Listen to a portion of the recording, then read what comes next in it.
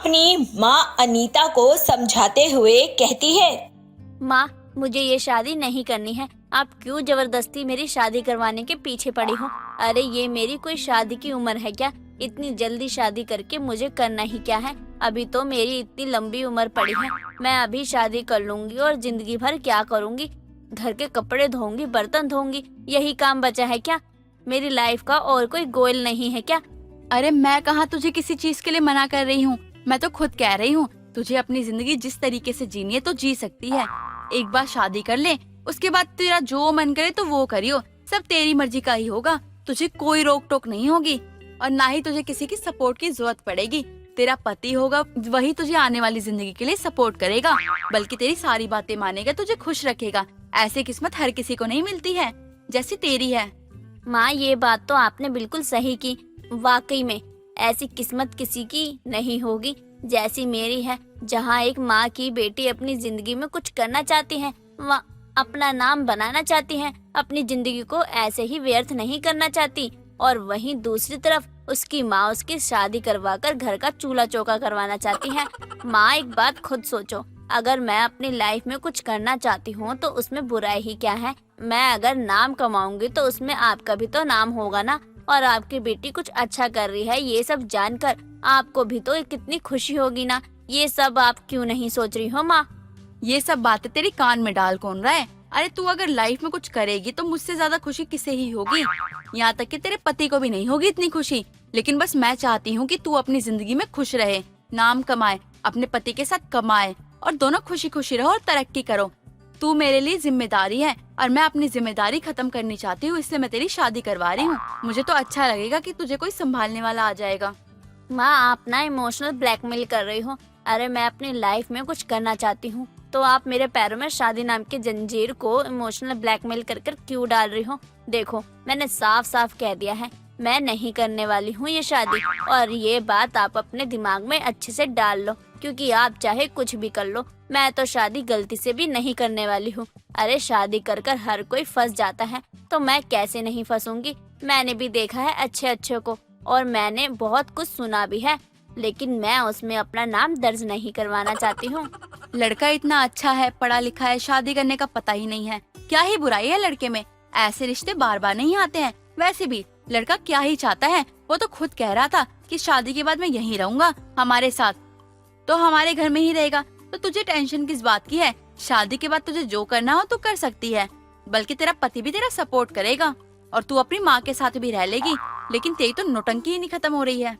ठीक है ना, अगर आपको ये सब मेरे नाटक लग रहे हैं तो नाटक ही सही, क्योंकि मेरा नाटक अब यकीन में बदल जाएगा। मैंने अपना फैसला सुना दिया है आपको, और मेरा फैसला मानना अब आपका फर्ज बनता है। शादी मैं नहीं करूंगी, इतनी जल्दी तो मतलब नहीं करूंगी। जब तक मैं अपनी जिंदगी में कुछ बन नहीं जाती, कुछ कर नहीं लेती, तब तक मैं कभी शादी नहीं करूंगी। ये बात अपने दिमाग में आप अच्छे से डाल लीजिए।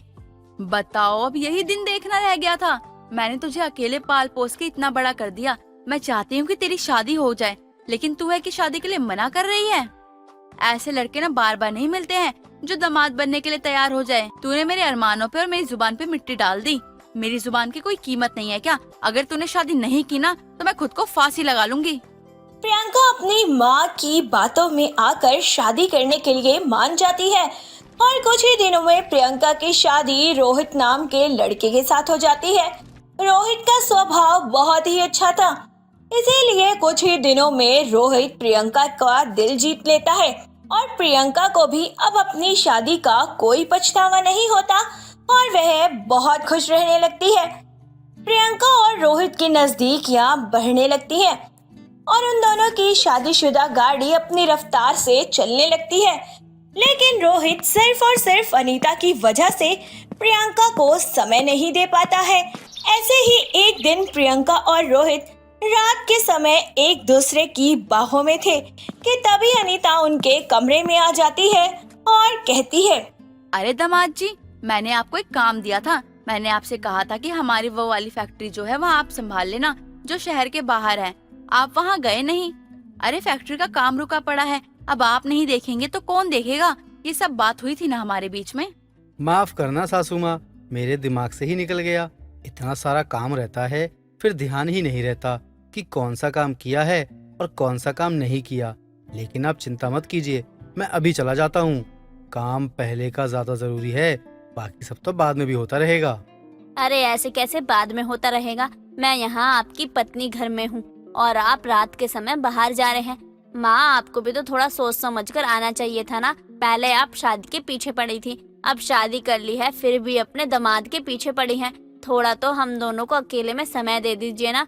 जब से शादी हुई है तब से दामाद जी दामाद जी दामाद जी। अरे जब तक दामाद जी घर में नहीं आए थे तब तक तो आपको कोई काम नहीं हो रहे थे, और जब आ गए हैं तब इतने सारे काम हो जाते हैं आपको। अब ऐसी कौन सी नौबत आ पड़ी है आपको? नौबत तो आ ही गई है, लेकिन ये बात भी सच है कि जो बात दामाद जी और मेरे बीच में हुई है वो हम तुझे नहीं बताएंगे, क्योंकि दामाद जी तो सारा काम एक हाथ से संभाल लेते हैं। और दामाद जी, आपने इसी समय फैक्ट्री के लिए निकलिए, मैं भी चलती हूँ आपके साथ। प्रियंका काफी परेशान हो जाती है क्योंकि अपनी ही माँ की वजह से प्रियंका और रोहित दोनों ही एक दूसरे के साथ समय नहीं बिता पा रहे थे। यह सब बातें प्रियंका को अंदर ही अंदर गुस्सा करने पर मजबूर कर रहे थे।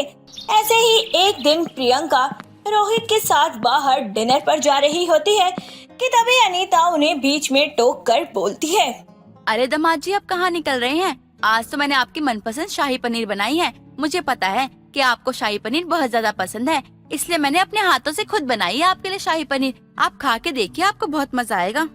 माँ, मैंने आपको दिन में बताया था ना, आज मैं और रोहित हम दोनों बाहर खाना खाने के लिए जाने वाले हैं। फिर भी आपने घर में खाना क्यों बना दिया? और चलो, खाना बनाया भी तो अपने लिए बनाना चाहिए था ना।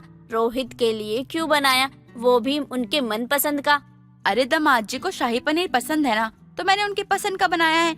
ऐसे कैसे अपने दिमाग से निकाल सकती हूँ? और तुझे दिक्कत क्या है कि दामाद और सास के बीच का प्यार है? पता नहीं क्यों तुझे हमेशा परेशानी होती रहती है। दामाद जी, इसकी बातों पे ध्यान मत दीजिए, आप चलिए और खाना खाइए। मैं आपके लिए गरम गरम रोटियां निकालती हूँ, आप खाकर मजे कीजिए। आखिर घर का खाना तो घर का खाना ही होता है ना। रोहित अपनी सास की बात मानकर चुपचाप टेबल पर बैठ जाता है और खाना खाने लगता है।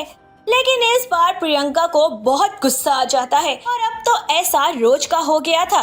यह सब देखकर प्रियंका का तापमान बढ़ता ही जा रहा था और एक रोज प्रियंका अपना सारा सामान लेकर अपने कमरे के बाहर आती है। प्रियंका को सामान के साथ देखकर रोहित और अनीता काफी हैरान हो जाते हैं। तभी रोहित बोलता है, ये सामान? ये सामान इसलिए क्योंकि घर का दामाद 4 दिन ही अच्छा लगता है। रोज रोज दामाद घर में रहेगा तो फिर सास तो फिदा होगी ही ना अपने दामाद पर, और इसलिए अब हम अपना नया घर बनवाएंगे और वहीं रहेंगे।